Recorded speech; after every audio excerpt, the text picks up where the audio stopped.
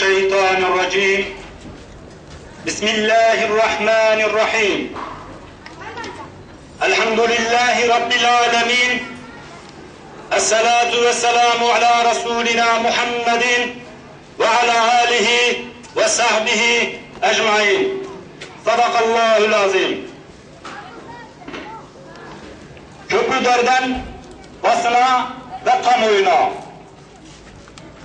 Amerika Birleşik Devletleri'nde çekilen filmde İslam'a ve İslam'ın aziz peygamberi Hazreti Muhammed sallallahu aleyhi ve selleme ağır hakaretler içeren filmi ve arkasındaki zihniyeti kınamak, lanetlemek ve Peygamber Efendimiz'e olan bağlılığımızı, sadakatimizi ortaya koymak için buraya toplandık. Daha önce de Amerika Birleşik Devletleri'nde bir papaz bozuntusu mukaddes kitabımız Kur'an-ı Kerim'i yakma küstahlığında bulunmuştu.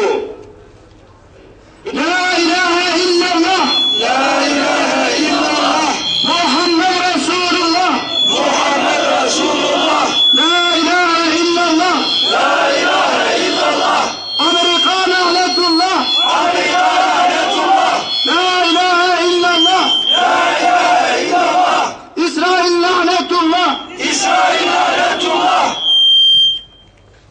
Bu hareketlerle Müslümanların tepkilerini ölçmek ve meydana gelebilecek olayları bahane edip yeni işgallerin ve katliamların zeminini oluşturmak istendiğini, özellikle son dönemlerde Mısır, Tunus ve Libya gibi bazı ülkelerde Müslümanların kazanımları emperyalist devletlerin ve Siyonist rejimin uykularını kaçırmaktadır. Meydana gelen